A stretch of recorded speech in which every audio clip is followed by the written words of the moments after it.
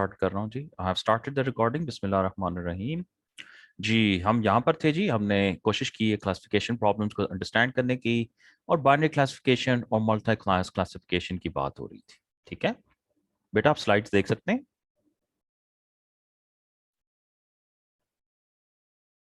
Ji sir. Okay, so let's begin. Okay, चौथी example, toxic comment detection. ये आजकल बहुत बड़ा प्रॉब्लम है जी। टॉक्सिक कमेंट किसे कहेंगे आप?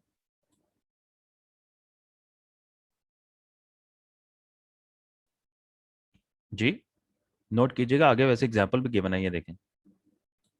तो बेटा कोई भी ऐसी चीज नोट कीजिएगा, कोई भी ऐसी स्टेटमेंट, कोई भी ऐसा टेक्स्ट, चाहे वो वर्बल है या रिटन है, जिसमें इनमें से कोई चीज नजर आए, तो बेटा उसे आप टॉक्सिक कमेंट कहते हैं। सिवियर टॉक्सिक है, ऑब्सीन है, थ्रेट है, इंसल्ट है। नॉन टॉक्सिक मतलब ये रेगुलर कमेंट है, इस कोई थ्रेटनिंग नहीं है, कोई इंसल्टिंग नहीं है, कोई रेशियल कमेंट नहीं है, and so on. Note that again, note कीजिएगा, सिंस 1 2 3 4 5 6 क्लासेस यहाँ नजर आ रही हैं, 6 डिफरेंट नोट कीजिएगा क्लासेस हैं, तो ये भी हमारे पास एक मल्टी क्लास क्लासिफिकेशन प्रॉब्लम है। ओके ओके, हम इसको नोट कीजिएगा, ये बहुत दफा यूज होता है और इसको अप्लाई भी करना पड़ता है कि हम किसी भी मल्टी क्लास प्रॉब्लम को जो है वो बाइनरी क्लासिफिकेशन में चेंज कर सकते हैं। ठीक है, कैसे? वो कहते हैं हाउ कंबाइन 5 क्लासेस, जो कि ये वाली हैं, इनको एक सिंगल क्लास में चेंज कर दें। जाहिर है वो होगी टॉक्सिक। नोट कीजिएगा, टॉक्सिक है, सिवियर टॉक्सिक है, ऑब्सीन है, थ्रेट है, और इंसल्ट है। अल्टीमेटली ये सारी की सारी कैटेगरीज जो हैं ये टॉक्सिक में फॉल करती हैं। ठीक है, इसमें जो भी चीज आएगी वो टॉक्सिक होगी। तो एक बेटर आइडिया ये होगा कि इंस्टेड ऑफ कि आप इतनी ज्यादा कैटेगरीज बनाएं, जाहिर है जितनी ज्यादा कैटेगरीज होंगी क्लासिफिकेशन जाहिर है उतनी ही चैलेंजिंग होती है। तो इंस्टेड ऑफ डूइंग दैट, आप इन तमाम को एक क्लास में कन्वर्ट कर दें और सिंपली उसको लेबल कर दें टॉक्सिक का। अब आपके पास 2 क्लासेस बन जाएंगी, एक हो जाएगी टॉक्सिक और दूसरी हो जाएगी नॉन टॉक्सिक। ठीक है, तो toxic comment detection problem treated as binary classification किस तरह से होगी? एक टेक्स्ट देंगे और नोट कीजिएगा अब सिर्फ 2 क्लासेस होंगी जिसमें से डिटेक्शन करनी होगी। One is toxic, another one is non toxic. Lessons learned. A machine learning problem may be treated both as multi-class classification or a binary class classification. Okay? तो अब इसी तरह से डीप डिटेक्टिंग फेक वीडियो, ये आजकल बहुत बड़ा problem है। इनफैक्ट फेक वीडियो में से जो फेस की जो आजकल जो हो रही है, जिसे कहते हैं डीप फेक, आपने सुना होगा। और डीप फेक एक बहुत ही डेंजरस किस्म की, समझ लीजिए, टेक्नोलॉजी है जो फेसेस को जो है वो बना सकती है। और अब ये जिसे कहते हैं, पहले तो ये था कि इसको ट्रेन करने के लिए आपको किसी, लेट्स से, कि अगर आप मेरी बनाना चाहें, मेरे फेस की फेक बनाना चाहें वीडियोस, तो आपको एक वीडियो स्ट्रीम चाहिए होगी कम से कम मेरे कुछ मतलब कुछ वीडियो, कुछ सेकंड्स की, कुछ मिनट्स की। अब ये कह रहे हैं, ये कहां तक पहुंच गए कि सिंपल एक स्टिल इमेज ले लें किसी के फेस की, और वो आप इस न्यूरल नेटवर्क को दे दें, और ये न्यूरल नेटवर्क उसके फेस की फेक वीडियो जनरेट कर देगा पूरी। आप हैरान हो जाएंगे कि जिस एक्यूरेसी ये जनरेट करता है। और इस काम को करने के लिए जो जनरेटिव एडवर्सरियल नेटवर्क्स हैं, गैन्स जिन्हें कहते हैं, गैन्स को बहुत ज्यादा इस्तेमाल किया जाता है, जनरेटिव एडवर्सरियल नेटवर्क्स। तो ये है, अगर तो इनपुट क्या होगा हमारे पास यहाँ पर? एक वीडियो। आउटपुट क्या होगा? फेक और रियल। अगेन फेक और रियल क्योंकि 2 हैं बेटा, तो this is also a binary classification problem. Regression problems जी, the second category is regression problems. तो आज जरा इसको भी, आई होप क्लासिफिकेशन प्रॉब्लम तो सब लोगों को पहले से पता होंगे, कोई ऐसी नई चीज नहीं है इसमें किसी में। तो जी बेटा, कोई क्वेश्चन है तो बता दीजिए प्लीज। No sir. ओके, तो रिग्रेशन प्रॉब्लम क्या होते हैं, आज इसको भी अंडरस्टैंड कर लीजिए, मे भी हो सकता है किसी को जरूरत पड़े। इनपुट एंड आउटपुट, बेटा इसका इनपुट जो होता है स्ट्रक्चर्ड, अनस्ट्रक्चर्ड और सेमी स्ट्रक्चर्ड कुछ भी हो सकता है। इसका जो आउटपुट होता है, याद रखिएगा बेटा, इसमें और जो समझ लीजिए क्लासिफिकेशन प्रॉब्लम में यही एक फर्क है मेन, क्लासिफिकेशन प्रॉब्लम का आउटपुट कैटेगोरिकल होता है, रिग्रेशन प्रॉब्लम्स का आउटपुट बेटा न्यूमेरिक होता है। तो अगर आपसे कोई कहे, कभी पूछे कि जी के क्लासिफिकेशन और रिग्रेशन प्रॉब्लम्स में फर्क क्या है, तो बेटा आपका जवाब ये होना चाहिए कि क्लासिफिकेशन प्रॉब्लम्स में हम क्लासेस को आइडेंटिफाई करते हैं यानी कैटेगरी को, लेकिन रिग्रेशन प्रॉब्लम्स में हम numeric values as an output मांग रहे होते हैं।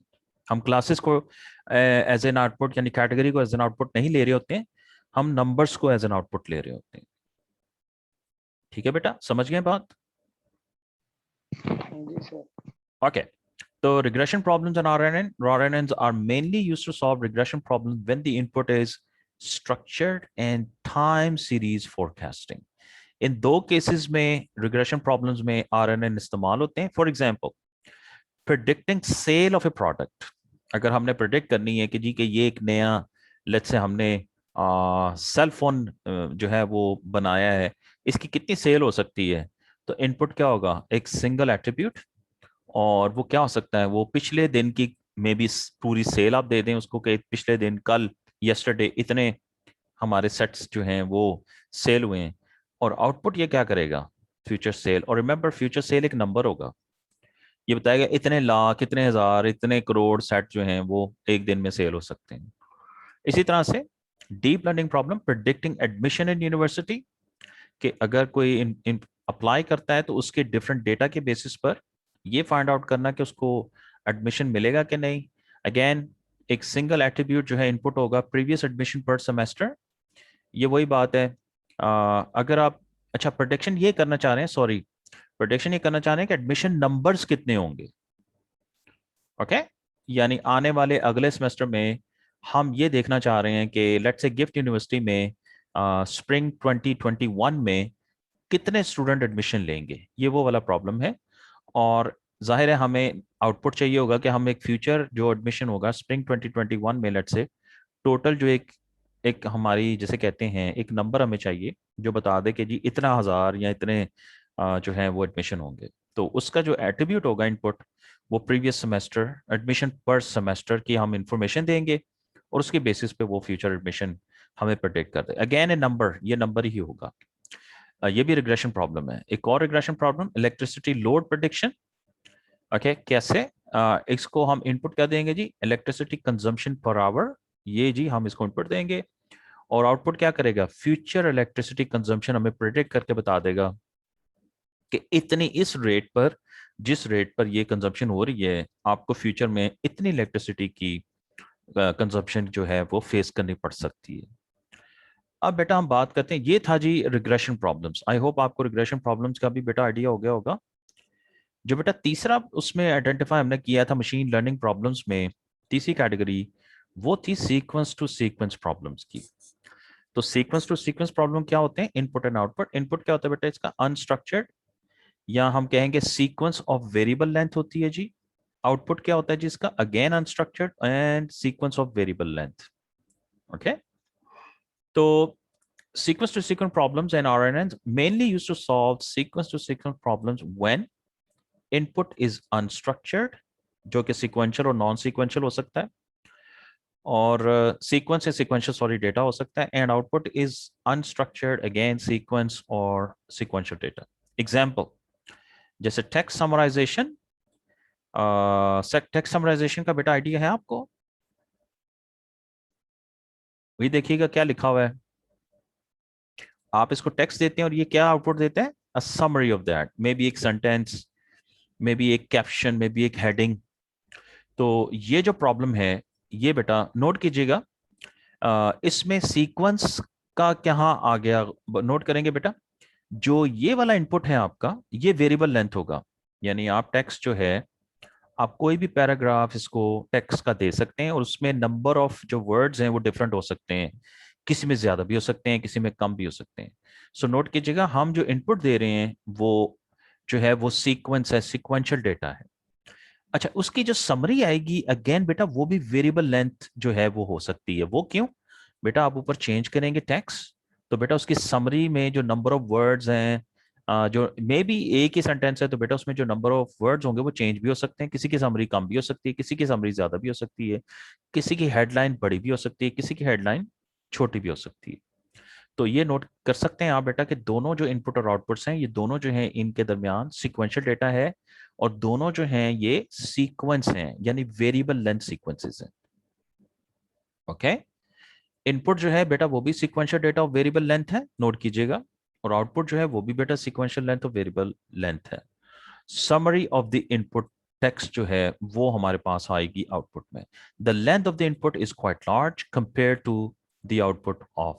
जाहिर है हमें पता बेटा इधर आप बहुत कोई जो है वो पैराग्राफ दे सकते हैं जिसमें लेट से कोई 5 6 8 10 सेंटेंसेस हैं, और आप उससे क्या कह रहे हैं कि आप उससे कह रहे हैं कि मुझे जस्ट वन सेंटेंस समरी जो है वो उस टेक्स्ट की मुझे प्रोड्यूस कर दो। जी आई होप बेटा आपको जो है वो इनपुट और आउटपुट ऑफ वेरिएबल लेंथ की समझ आ गई होगी होपफुली, और सीक्वेंशियल डेटा के भी आप देख सकते हैं कि ये दोनों sequential data of variable length है। जी बेटा any questions? No, sir. Clear. Okay, sequence और सीक्वेंस डेटा बेटा अगेन मशीन ट्रांसलेशन की अगर हम बात करें तो मशीन ट्रांसलेशन क्या होती है, हम इनपुट देते हैं बेटा उसको इन वन लैंग्वेज, जैसे अरबिक का टेक्स्ट जी हमने दिया गूगल को, लेट सपोज दिया जी हमने, और आउटपुट हम क्या मांगेंगे उससे, जैसे हम चाहेंगे कि ट्रांसलेशन हो जाए उसकी अरबी से उर्दू लैंग्वेज में। तो ये भी एक प्रॉब्लम है। अब इसमें देखिएगा ये वाला जो इनपुट है बेटा ये भी सिक्वेंशियल इनपुट होगा क्योंकि टेक्स्ट है और वेरिएबल लेंथ हो सकता है, और ये वाला जो आउटपुट है ये भी सिक्वेंशियल टेक्स्ट है और ये वेरिएबल लेंथ का हो सकता है। ये भी नोट कीजिएगा, input is of variable length a text in source language, output is again of variable length, a text in target language. The length of the input is almost the same as the length of the output. ये हो सकता है कि दोनों को जब आप translate करें तो अगर आप नंबर ऑफ वर्ड्स काउंट करें तो माइनर सा फर्क आपको हो सकता है, उर्दू में हो सकता है वर्ड्स ज्यादा हो, अरबी में हो सकता है वर्ड्स कम हो, there is a strong chance, लेकिन थोड़ा सा फर्क ही होगा। अगेन अनदर एग्जांपल जिसमें हम कहते हैं ऑटोमेटिक पैराफ्रेज जनरेशन अगर हमने करनी है, यानी एक सेंटेंस दें तो हम चाह रहे हैं उसी तरह का दूसरा sentence having the same meaning generate हो जाए, तो इनपुट हम करेंगे टेक्स्ट, और आउटपुट बेटा हम चाह रहे हैं पैराफ्रेज, यानी एक और सेंटेंस एक और text which conveys the same meaning. तो इनपुट जो होगी यहाँ पर वो वेरिएबल लेंथ होगी और आउटपुट जो है वो भी वेरिएबल लेंथ होगी। Okay, paraphrase of input text होगी, जाहिर है the length of the input is almost same as the length of the output. Okay, तो ये एग्जाम्पल दी गई है उर्दू लैंग्वेज में, नोट कीजिएगा इनपुट क्या है, अल्लाह पाक आजिज़ी पर मिलते हैं, इसका पैराफ्रेज क्या होगा, आजिज़ी करने वाले अल्लाह को पा जाते हैं। नोट कीजिएगा हैव, इन दोनों सेंटेंसेस का जो मीनिंग है वो सेम है, मगर द वर्ड्स की जो समझ लीजिए लिमिट है दोनों दोनों सीक्वेंसेस में वो डिफरेंट है।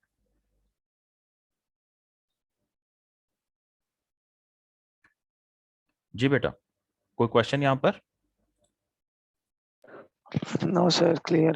ओके, अब हम बात अगेन बेटा, ये हम बात कर रहे हैं अगेन डीप जो natural language description generation from image, वही बात है कि हम एक इमेज दे रहे हैं और इमेज के आउटपुट हम क्या चाह रहे हैं, टेक्सचुअल रिप्रेजेंटेशन या डिस्क्रिप्शन ऑफ द इमेज, यानी एक इमेज दें सिस्टम को और वो बता दे इस इमेज में क्या चीजें हैं और वो किस तरह से आपस में इंटरेक्ट कर रही हैं, अगर ये भी पॉसिबल हो तो ये भी बता दे। यानी हम उस इमेज दे रहे हैं और आउटपुट हमें एक टेक्स्ट मिल रहा है, which is very interesting application. और इनपुट इसमें क्या होगा, वेरिएबल लेंथ, जाहिर है इमेज है, बड़ी इमेज हो सकती है छोटी इमेज हो सकती है, नंबर ऑफ पिक्सल्स के बेसिस पर इमेज की जो जो लेंथ है वो चेंज हो सकती है। आउटपुट भी वेरिएबल लेंथ होगा, जाहिर है डिस्क्रिप्शन बेटा हम मांग रहे हैं टेक्स्ट में, तो वो डिपेंड करेगा इमेज के अंदर कितनी इंफॉर्मेशन है उसके हिसाब से टेक्स्ट जनरेट होगा। अगर बहुत थोड़ी इमेज के अंदर चीजें हैं तो कम टेक्स्ट जनरेट होगा एंड सो ऑन। जो इनपुट है वो इमेज है, आउटपुट क्या है हमारे पास इस केस में टेक्स्ट है। इसी तरह से स्पीच टू टेक्स्ट, आप जैसे मैं बात कर रहा हूं और मैं चाहता हूं कि आप जैसे यूट्यूब पे देख सकते हैं कि कैप्शंस आप ऑन कर सकते हैं, और वो इंग्लिश में अगर कैप्शंस हैं आप किसी और लैंग्वेज में भी कर सकते हैं, तो लैंग्वेज सपोर्ट होती है डिफरेंट डिफरेंट की, तो जो भी वो कन्वर्सेशन हो रही होती है उसका टेक्स्ट आपको जो है वो दिखाई दे रहा होता है। तो इसके अंदर इनपुट क्या होगा जी हमारे पास ऑडियो, और आउटपुट की जी हमारे पास क्या होगा टेक्स्ट। इस केस में इनपुट भी वेरिएबल लेंथ है ऑडियो, और आउटपुट भी वेरिएबल लेंथ हमारे पास। द इनपुट ऑडियो है जी, और आउटपुट क्या है हमारे पास जी, ये टेक्स्ट है। तो I hope by by now आपको तीनों तरह के जो मशीन लर्निंग प्रॉब्लम्स हैं उसकी हमने कोशिश की है आपको एक बेसिक किस्म का अंडरस्टैंडिंग देने की, और उनमें डिफरेंस क्या होते हैं। क्लासिफिकेशन प्रॉब्लम्स किस तरह की प्रॉब्लम्स के लिए इस्तेमाल होते हैं। नंबर टू, रिग्रेशन प्रॉब्लम्स, और वो किस तरह के रिग्रेशन जो है वो प्रॉब्लम को हैंडल करते हैं। Number three, sequence to sequence problems हमने देखा है कि वो क्या होते हैं और किस तरह की प्रॉब्लम्स उनके अंदर जो है वो आती हैं। जी बेटा, कोई क्वेश्चन इसमें? नो सर, क्लियर है। ओके बेटा, थैंक यू। आज बहुत ही कम स्टूडेंट है जी क्लास में। लगता है इंटरेस्ट लेवल जो है लोगों का वो बहुत ही खतरनाक हद तक लो हो गया है। अटेंडेंस बेटा मेरे पास 24 की है सर, इस वक्त। जी बेटा। सर वो सेमेस्टर एंड हो रहा है ना, तो बच्चे भाग गए हैं शायद। चलें, खुश रहें बेटा मेरी तरफ से। ठीक है, रिकॉर्डिंग हम कर रहे हैं, चलें जिसको जरूरत पड़ेगी बेटा वो देख लेगा। ठीक है जी जी। बिल्कुल सर। जी जी जी। बेटा। हाँ जी बेटा, स्लाइड्स आपके सामने देख सकते हैं ना? जी जी सर, नजर आ रही जी है बेटा। slide। ओके, हम कंटिन्यू करते हैं बेटा। याद रखिएगा 6 बज के 10 मिनट पर मगरिब की जो है वो आई थिंक अजान होती है। तो हम ये करेंगे कि जी हम 6 बज के 5 मिनट पे जी जी। सर। ठीक है बेटा। 6 बजे कर लेंगे अगर, या 6:10 6:05 पे करके ब्रेक को 15-20 मिनट की ब्रेक करेंगे नमाज की इंशाल्लाह। तो जब टाइम आएगा मैं आपको बता दूंगा। अभी 1 घंटा, अभी 5 बजे हैं, अभी 1 घंटा कम से कम हमारे पास है। Okay, the common structures. अब हम बात करते हैं थोड़े से आर्किटेक्चर की, और देखते हैं कि ये इनमें वेरिएशंस जो हैं ये क्या हैं और वो किस तरीके से एक दूसरे से डिफरेंट है। तो 4 कॉमन स्ट्रक्चर जो हैं वो आरएनएन के जो हैं वो हैं one to many to one, many to many ये सेम है, and many to many different. ये दो तरह के मैनी टू मैनी इसके अंदर है। इनको वन बाय वन देखते हैं जी। ये इसकी डिफरेंट वेरिएशंस यूं समझिएगा, या स्ट्रक्चर है इसका। वन टू मैनी क्या होता है? One to many input and output में जो इनपुट होगा बेटा वो एक सिंगल ऑब्जर्वेशन यानी सिंगल ट्रेनिंग एग्जांपल होगी, और उसका जो आउटपुट होगा वो सीक्वेंस ऑफ वेरिएबल लेंथ आएगी। ओके, ये है वन टू मैनी। वन ये है कि हमारे पास एक सिंगल ऑब्जर्वेशन, ये एक सिंगल हम इसको ट्रेनिंग एग्जांपल देंगे, और वेरिएबल लेंथ है क्योंकि, तो वो मैनी। मैनी को नॉर्मली यूं आप इंफिनिटी से भी इंडिकेट कर सकते हैं। Okay, example image captioning, note कीजिएगा। ये इमेज कैप्शनिंग बेटा वही है कि हमने एक इमेज दिया वन, और आउटपुट बेटा उसका क्या है? Natural language description of image, जिसमें बहुत सारे कैरेक्टर्स बहुत सारे वर्ड्स हो सकते हैं। डिपेंड करता है बेटा इमेज में क्या डिटेल्स हैं। तो वो जाहिर है अगर एक इमेज है उसमें 3-4 लोग बैठे हुए हैं, कोई खड़े हैं, तो वो डिस्क्रिप्शन में आएगा जी कि लेट से 4 लोग हैं, तो 3 male 1 female and 2 males are standing, 1 female and 1 male are sitting. ये कुछ इस तरह के जुमला जो है वो आपके सामने आएगा। तो नोट कीजिएगा, एक इमेज के against we can have variable length description. तो बेटा ये है one to many. Again image captioning input देखिएगा, this is the image input, और जो जो बेटा कैप्शन आ रहा है वो देखिएगा, ये a boy is eating an apple. ठीक है, और याद रखिएगा ये बड़ी यूजफुल एप्लीकेशंस हैं इसकी, कि आप पिक्चर या वीडियो लें और आपको टेक्स्ट मिल जाए फौरन, रन टाइम पे टेक्स्ट मिल जाए कि वो जो सिस्टम है वो क्या चीज़ है जो ऑब्जर्व कर रहा है। ओके, तो बेटा यहाँ पर देखिएगा one image and you will have many words here. तो वन टू मैनी। अब बेटा हम बात करते हैं मैनी टू वन की। ये सेकंड टाइप है जी, आरएनएन की सेकंड टाइप स्ट्रक्चर है जी। तो मैनी टू वन में क्या होता है? इनपुट जो है बेटा वो अब हम वेरिएबल लेंथ सीक्वेंस देंगे, और आउटपुट उससे हम क्या मांगेंगे जी? A single variable. अब यहां पर रिवर्स ऑर्डर में है, हम मैनी इनपुट देंगे जी और वन हम उससे आउटपुट लेंगे। Okay, example sentiment analysis for example. अब इन जो पॉसिबल केसेस हैं, क्लासेस हैं सेंटिमेंट्स की, नोट कीजिएगा, वो है पॉजिटिव, नेगेटिव और न्यूट्रल। ये तीन हैं जी क्लासेस। ओके, अब हमने क्या करना है? इनपुट क्या देना है? A comment on A product. Comment जो है बेटा वो होता है कि जी के किसी का कमेंट किसी चीज के ऊपर, मे बी किसी फोन के ऊपर किसी का कमेंट हो, वो शॉर्ट भी हो सकता है, वो लॉन्ग भी हो सकता है। अब इनका मतलब ये है कि ये जो ये इनपुट होगा ये वेरिएबल लेंथ की एक सीक्वेंस होगी। तो we will have many words here, potentially जो एक कमेंट होगा, और हमने सेंटिमेंट जो है बेटा नोट कीजिएगा वो इनमें से कोई एक जो है वो हमने जनरेट करवाना वन। तो क्योंकि हम मैनी के अगेंस्ट इसमें से वन आउटपुट ले रहे हैं, this is many to one RNN। Okay बेटा, बेटा बात समझ रहे हैं? जी सर। जी जी सर, समझ आ रही है। ओके, इसी तरह से बेटा सेंटिमेंट एनालिसिस अगेन, ये देखिएगा, ये इनपुट है जी, people do not know with what you can do, people know you with what you have done. जैसे ये है, तो ये इसका आउटपुट जो आ गया है वो आया है जी, this is a positive statement. Okay, तो मैनी आप देख सकते हैं कि जो ऊपर इनपुट है वो मैनी वर्ड्स हैं, और जो आउटपुट है नीचे वो जस्ट वन क्लास है। इसी तरह से जेंडर प्रेडिक्शन। ओके, किस तरह से, ये नोट कीजिएगा, दो तरह की कैटेगरीज हैं। लेट्स सपोज हम ये जाहिर आउटपुट में आएंगी, इनपुट क्या होगा, a quotation, a quote. Quote से मुराद ये कोई मे बी सेंटेंस हो जिसमें कुछ बात की गई हो, और हमने उस सेंटेंस के अंदर जो बात है, जो वर्ड्स हैं, उनमें से बेटा देख के ये बताना हो कि वो जो जिस चीज के ऊपर वो सेंटेंस है, वो कोट है, क्या वो फीमेल के ऊपर है या मेल के ऊपर है। तो जेंडर प्रेडिक्शन करनी, ये आउटपुट होगा हमारे पास, वो जेंडर होगा। यहाँ पर वन आएगा, और कोटेशन में देखो because they could be many words, तो वो मैनी आएगा, मैनी टू वन। अगेन उसी तरह से जेंडर प्रेडिक्शन, ये देखें जैसे एग्जांपल है, have patience, all things are difficult before they become easy. अब यहाँ बताया गया जी कि ये जो आउटपुट है ये मे बी मेल है। ओके, यहाँ पर वैसे क्लियरली अगर आप सेंटेंस को देख कर रीड करें तो मेरा नहीं ख्याल कि यहाँ से आप प्रेडिक्ट कर सकते हैं कि ये मेल के बारे में है या फीमेल के बारे में। This is just an example actually. Okay जी बेटा, many to one, one to many and many to one. जी बेटा, वन टू मैनी पहला, एंड मैनी टू वन। जी बेटा, कोई question? Okay, the no third sir. Type, third type जो है वो है many to many, which is in the case of different. अच्छा, ये डिफरेंट है क्या?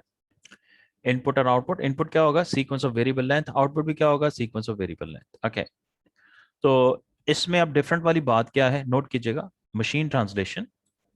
एग्जांपल दी गई किस तरह से, source text in one language, English में जैसे कहा गया है कि जी हम इनपुट देंगे और आउटपुट हम क्या लेंगे, translation of source text in target language Urdu. तो ये डिफरेंट है जी दोनों। डिफरेंट किस सेंस में है, यहां पर भी बेटा हम मैनी दे रहे हैं इसको इनपुट के तौर पे, वर्ड्स या सीक्वेंस ऑफ डेटा। यहाँ पर भी आउटपुट में भी हम इसको वेरिएबल लेंथ जिसे कहते हैं सीक्वेंस ले रहे हैं। और ये दोनों जो हैं डेटास, ये आपस में बिल्कुल डिफरेंट होंगे। तो एक लैंग्वेज की वर्ड्स, एक लैंग्वेज की ग्रामर जो है वो बिल्कुल दूसरी लैंग्वेज से इंटायरली डिफरेंट होगी। इसी तरह से अगर आप इसकी एग्जांपल लें तो इसकी एग्जांपल ये होगी कि इंग्लिश में लेट्स से हम ये लिखते हैं, इसको देते हैं, you show your worth by what you seek. ये इंग्लिश में दिया, लेकिन इसका आउटपुट उर्दू में देखें, आप जिस चीज की तलाश करते हैं उससे अपनी कदर जाहिर करते हैं। अब जरा ये वाला सेंटेंस देखिए, नंबर ऑफ वर्ड्स देखिए, और इस सेंटेंस की तरफ देखिए, अगेन दोनों मैनी इंफॉर्मेशन हैं, इनपुट में भी दे रहे हैं, आउटपुट में भी दे रहे हैं, दोनों सिक्वेंशियल डेटा भी हैं। वर्ड्स का मीनिंग दोनों में बहुत इंपॉर्टेंट है, लेकिन दोनों जो आउटपुट और इनपुट हैं इन दोनों में डेटा के पॉइंट ऑफ व्यू से बेटा बहुत ज्यादा फर्क है। दो डिफरेंट लैंग्वेजेस की यहाँ बात हो रही है। इसी तरह से गौर से देखिएगा, एक और एग्जांपल, यहाँ पर टेक्स्ट समराइजेशन की एग्जांपल है, जिसमें हम ये करते हैं कि एक पैराग्राफ देते हैं टेक्स्ट का इनपुट के तौर पे, और हम उसकी समरी चाहते हैं आउटपुट में। और जैसे ये टेक्स्ट समराइजेशन की एग्जांपल लीजिएगा, ये एक बहुत बड़ा यहाँ पर पैराग्राफ है। तो अगर आपको टाइम मिले बेटा तो देख लीजिएगा, इसको एक दफ़ा रीड कर लीजिएगा। तो इसकी जो समरी दी है उन्होंने वो ये है कि इन एनी केस आस्क अल्लाह सुब्हानहू व तआला फॉर एवरीथिंग विद सर्टेनिटी। तो ये इसका जो है वो समरी है। नोट कीजिएगा, this is again different. We are giving it quite large text, और वो भी वेरिएबल लेंथ टेक्स्ट है, सिक्वेंशियल टेक्स्ट है। An output we are also getting more than a single word. Actually, we are getting one actually complete sentence having variable length. And ये जो दोनों आपस में टास्क हैं, इसकी नेचर, इस टेक्स्ट की नेचर देखिए, और जो जनरेटेड टेक्स्ट है इसकी नेचर अगर आप बात करें तो दैट इज क्वाइट डिफरेंट। इसी तरह से बेटा चैटबॉट एग्जाम्पल, एक चैटबॉट को एक सेंटेंस देंगे और चैटबॉट से उसका रिस्पॉन्स जो है वो हम चाहेंगे। तो for example, are you a robot? वो कहता है no, I am not a robot. तो ये भी देखिएगा, ये भी इनपुट वेरिएबल लेंथ है, ये आउटपुट भी वेरिएबल लेंथ है, और जो इंफॉर्मेशन कन्वे की जा रही है वो दोनों जो है वो डिफरेंट है। ये है जी जो है वो many to many different.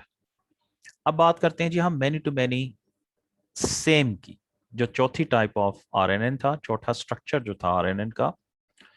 Okay, इसके अंदर क्या होगा? Input and output, a sequence of variable length, इसका भी इनपुट होगा, और यहाँ पर आउटपुट जो है वो हमारे पास होगा label for all entities in sequence. Okay, तो हमारे पास जितने भी सीक्वेंस के अंदर एंटिटीज होंगी उनके लेबल्स। एग्जांपल जैसे NER जो है, नेम्ड एंटिटी रिकग्निशन जो है, ये एक रियल वर्ल्ड टास्क है। इनपुट क्या देंगे जी हम? A sequence of variable length, और हम इससे आउटपुट क्या चाहेंगे? Label for all entities in sequence. इसकी एग्जांपल जैसे ये नोट कीजिएगा, input Miss Hira studies at COMSATS University Islamabad Lahore campus, और आउटपुट क्योंकि ये NER है, नेम्ड एंटिटी रिकग्निशन है, तो आउटपुट में नोट कीजिएगा उसने रिकग्नाइज किया पर्सन कौन है। दिस इज जो है वो लेबल, जो क्लास का लेबल दिया गया है इस डेटा को, और कॉमसर्च यूनिवर्सिटी इस्लामाबाद लाहौर कैंपस ये लोकेशन है। ये दो जो इंफॉर्मेशन है नोट कीजिएगा, ये इसने जो है NER ने क्लासिफाई की। तो ये हमारे पास जो है this is what we call same. Many to many है, दोनों केसेस में आप नोट कर सकते हैं कि इनपुट जो है वो वेरिएबल लेंथ का है, सिक्वेंशियल है, और जो आउटपुट आ रहा है वो भी देखिएगा वो भी सेम। नोट करेंगे सेम क्यों है, गौर से देखिएगा, ये जो भी बेटा आउटपुट है ये इसी में से ही लिया जा रहा है। कोई खुद से मैन्युफैक्चरिंग करके ये आउटपुट नहीं दिया जा रहा है, जिस तरह से प्रीवियसली हमने देखा था कि जो बेटा समरी आती है वो इंटायरली वो डिफरेंट सेंटेंस हो सकता है जो पैराग्राफ में एग्जिस्ट ना करता हो। तो यहाँ पर बेटा जो बात हो रही है वो ये हो रही है कि जो भी हमारे पास वैल्यूज आ रही हैं, आउटपुट आ रहा है, वो दरअसल वो इनपुट में से ही लिया जा रहा है। ये है बेटा जो डिफरेंस था सेम में और डिफरेंट मैनी टू मैनी। जी बेटा, कोई क्वेश्चन यहाँ पर? No sir. ओके जी, अब हम बात करते हैं जी आर्किटेक्चर की, और this is fundamentally the most important concept जो आज के लेक्चर में है, तो काइंडली थोड़ा सा अटेंशन पे कीजिएगा। Architecture, okay, RNN is a class of artificial neural networks that allows using, ये अब आप नोट कीजिएगा, जिसके अंदर हमारे पास मेमोरी का कॉन्सेप्ट होता है। तो previously learn history to predict the next word in the sequence. Okay, तो अगर आपको याद हो तो ये हमने कॉन्सेप्ट देखा भी था बेटा, कंडीशनल प्रोबेबिलिटी याद कीजिए। जब हम बात करते हैं बेटा A गिवन B, जो कंडीशनल प्रोबेबिलिटी हमने फाइंड की थी वो भी यही थी कि A की प्रोबेबिलिटी बताओ कि, और इस प्रीवियसली B जो है वो जो है वो आ चुका है, अकर कर चुका है। तो जब हम बेटा ऐसी बात करते हैं तो हम भी यही बात कर रहे होते हैं कि जो प्रीवियसली लर्न हिस्ट्री है उसकी बेसिस पर हम next word in the sequence को जो है वो प्रिडिक्ट कर रहे होते हैं। ओके, ये इसकी डायग्राम देखिएगा। ओके, ये आर्किटेक्चर है, वेरी सिंपल। इनपुट एक्स है जी, ये RNN है, ये जाहिर है जो न्यूरल नेटवर्क को रिप्रेजेंट कर रहा है वो ये बॉक्स है, जाहिर है इसके अंदर वो तमाम लेयर्स होंगी, हिडन लेयर्स होंगी। और ये जो है आप देख सकते हैं कि ये एक चीज है जो कह रही है कि ये बार बार जो है काइंड ऑफ रिपीट होता है। बेटा उसकी वजह ये है कि यहाँ पर मल्टीपल लेयर्स होंगी। तो यूँ समझिएगा कि वो मल्टीपल लेयर्स जो हैं वो आपस में एक दूसरे को डेटा जो है पहले फॉरवर्ड जाएगा, और अगर जो बैक प्रोपिगेशन हुई वहां से जाहिर है उसने वेट को रिकैलिब्रेट किए, तो वो फिर आउटपुट से जो है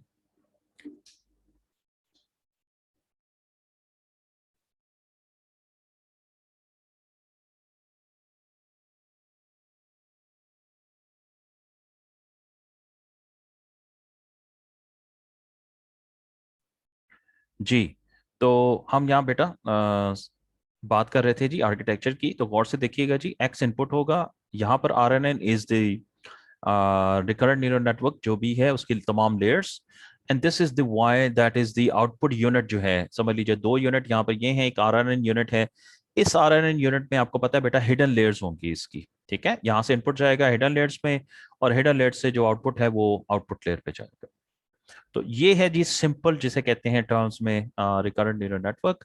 और ये जो लूप की बात हो रही है यहाँ पर नोट कीजिएगा, ये नजर आ रहा है, ये बार बार रिपीट हो रहा है। तो बेटा वो बात है कि वो एक और चीज है कि बेटा हम इसको मल्टीपल ईपॉक्स में हमेशा चीजों को रिपीट करते हैं, यानी हम एक दफा रन नहीं करते हैं, हम इस नेटवर्क की मल्टीपल जो एग्जीक्यूशंस हैं, हमेशा न्यूरल नेटवर्क की कोई सा न्यूरल नेटवर्क ले लें, हम उसके हमेशा मल्टीपल ईपॉक्स जो हैं वो रन करते हैं। तो बेटा ये एरो बना हुआ है कि मल्टीपल टाइम्स ये ईपॉक्स रन होंगी इसकी। जी बेटा कोई क्वेश्चन? No sir. ओके, अगर हमने इसको अंडरस्टैंड करना हो तो थोड़ा सा हम यहाँ से अंडरस्टैंड कर सकते हैं, और इसको हमने कहते हैं जी अनफोल्डिंग। अनफोल्डिंग कैसे है कि बेटा ये जो डायग्राम है on your left hand side, ये वही है जो ऊपर ये वाली काइंड ऑफ जो डायग्राम थी, थोड़ा सा इसका स्ट्रक्चर डिफरेंट है।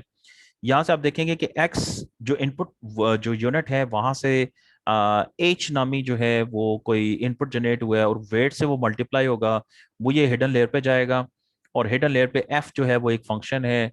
यहाँ से बेटा जो आउटपुट होगा वो फिर जो है वो कोई वेट होगा उससे मल्टीप्लाई होगा, और वो वाई आउटपुट लेयर तक जाएगा। ओके, अनफोल्डिंग से मुराद ये है कि ये प्रोसेस, जब हमने बेटा पिछली स्लाइड में बात की है कि हम प्रीवियस मेमोरी को भी, जो RNN है नोट कीजिएगा, प्रीवियसली लर्न हिस्ट्री की भी बात हुई है कि वो भी उसको मेंटेन रखता है या यूज करता है, वो कैसे यूज करता है। नोट कीजिएगा ये टाइम स्टैम्प्स की बात हो रही है, this is T-1 time, this is T time. जो करंट टाइम है नोट कीजिएगा, यूं समझिएगा जो करंट है वो ये है। ओके, तो आपने इसको यूं अंडरस्टैंड करना जी, ये करंट है, ये क्या हुआ, ये हो गया जी प्रीवियस, और बेटा ये क्या हो गया XT+1, बेटा ये हो गया फ्यूचर, नेक्स्ट जिसे आप कहेंगे, या फ्यूचर कह दें, नेक्स्ट कह दें या फ्यूचर कह दें, it's one and the same.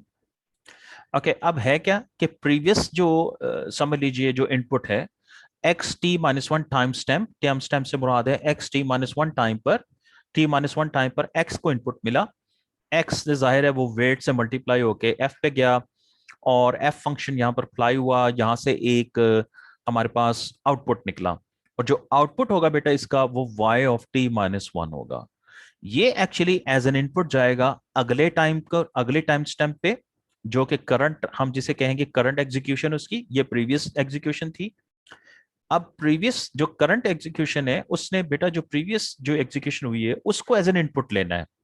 तो गौर से देखिएगा बेटा, इसको ये T-1 जो है ये इनपुट मिलेगा, अगेन इसका जो है वो एक्टिवेशन फंक्शन यहाँ कॉल होगा, वेट से मल्टीप्लाई होगा, और एक आउटपुट यहाँ से जनरेट होगा।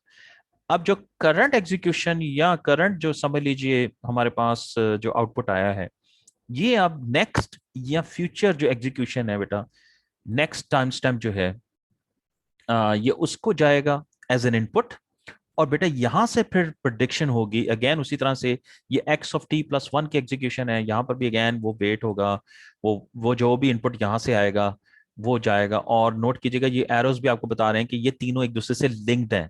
तो T-1 का आउटपुट T को गया, करंट को गया टाइम टाइम स्टैम्प को, और करंट टाइम स्टैम्प का बेटा जो जो आउटपुट है वो नेक्स्ट या फ्यूचर जो है उस जो है वो टाइम स्टैम्प को चला गया। तो प्रीवियस बेटा जो समझ लीजिए हिस्ट्री है वो याददाश्त में रख के प्रोसेसिंग हो रही है। तो ये नेक्स्ट है, इसको करंट की इंफॉर्मेशन चाहिए होती है, और बेटा जो करंट है उसको प्रीवियस की इंफॉर्मेशन चाहिए होती है। तो ये नेटवर्क जो है नोट कीजिएगा किस तरीके से मेमोरी का कॉन्सेप्ट बेटा जो है वो यूज करता है। जी बेटा, आई होप बेटा आपको एक जनरल आइडिया हो गया होगा कि जो मेमोरी की बात हुई है, जो प्रीवियस हिस्ट्री की बात हो रही है हुई है, उसका यहाँ पर बेटा मतलब क्या है। और ये जो अनफोल्डिंग की बेटा यहाँ पर बात हो रही है, आई होप आप समझ गए हैं, ये टाइम स्टैम्प्स हैं।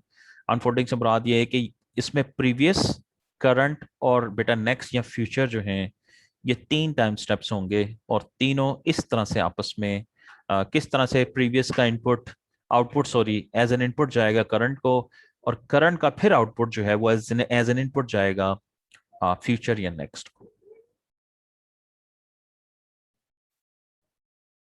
जी बेटा, any questions? No sir. Okay जी। Okay, important parameters to consider जो है वो नोट कीजिएगा। Number of input units, number of hidden layers, again ये वही बात है जो हमने न्यूरल नेटवर्क्स में भी की थी। Number of hidden units at each hidden layer, ये भी बहुत इंपॉर्टेंट है। आपने हिडन लेयर्स डिसाइड कर ली, अब हिडन लेयर्स पर हिडन यूनिट्स कितने होने चाहिए, फिर उसके बाद नंबर ऑफ आउटपुट यूनिट्स, फिर बेटा मैथमेटिकल फंक्शन जो कि हर हिडन और आउटपुट यूनिट पे होता है। इनपुट यूनिट पे बेटा कोई मैथमेटिकल फंक्शन नहीं होता, ये आपको पता है।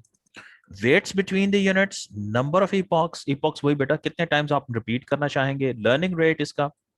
और हमने देखा था कि हम लर्निंग रेट बहुत ही एक काइंड ऑफ स्मॉल वैल्यू रखते हैं। ऑप्टिमाइजर, ये भी एक फंक्शन है बेटा, यूज किया जाता है कि कौन सा ऑप्टिमाइजर जो है उस लेयर पे लगाएंगे। मोमेंटम, ये याद कीजिए, और डिके, ये दोनों की बात हमने की थी। मोमेंटम वही वैल्यू है जो डेल्टा की वैल्यू हम वेट में ऐड करते हैं, ताकि वो जिसे कहते हैं किसी एक क्लास में अगर जो है वो बार बार उसी क्लास की प्रेडिक्शन आ रही है, तो हम उसको निकाल के चाहेंगे कि वो अगली दफा डिफरेंट आउटपुट दे, तो फिर थोड़ा सा मोमेंटम हम उसमें ऐड करते हैं ताकि उसकी आउटपुट का रिजल्ट चेंज हो। और डीके जो होता है वक्त के साथ साथ, ये भी हमने कॉन्सेप्ट देखा था कि वक्त के साथ साथ जो है वो हम वेट की वैल्यू को किसी छोटे से पॉइंट पर रिड्यूस करना चाहें। तो these are all the different parameters. जब आप आरएनएन को बना रहे होंगे किसी ना किसी लाइब्रेरी में बेटा, जब आप इसका फंक्शन कॉल करेंगे, जाहिर है आपने ये कोड खुद हाथ से नहीं लिखना, ये सब कुछ पहले से बना हुआ है। आपने बस उस डीप लर्निंग लाइब्रेरी में से जब आरएनएन को बनाना है, तो आपने ये नोट कीजिएगा ये डिफरेंट चीजें हैं जो आपने सेट करनी है, जो आपको एक दफा उसकी सेटिंग करनी है, उसके बाद वो एग्जीक्यूशन स्टार्ट हो जाएगी उसकी। तो मेन पैरामीटर्स में आरएनएन लेयर जो है, important parameters specific to RNN considered in designing RNN based neural networks are as follows. Input dimension, ये बहुत जी, again these are important things to understand and to consider. और input dimension में क्या होगा, number of features in input at each time step, okay?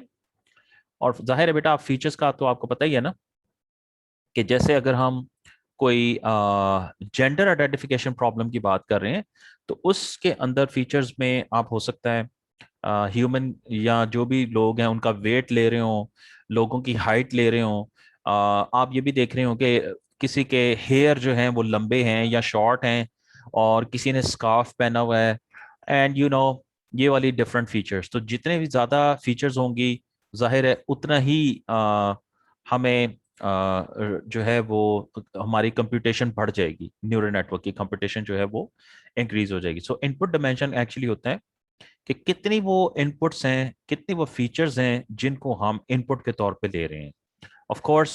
और each time stamp के ऊपर ये बार बार जो है इनपुट, मैंने जैसे बताया था पिछली स्लाइड में, तो इनपुट जो है वो अगली टाइम स्टैम्प को एज एन आउटपुट जा रहा होगा, ठीक है।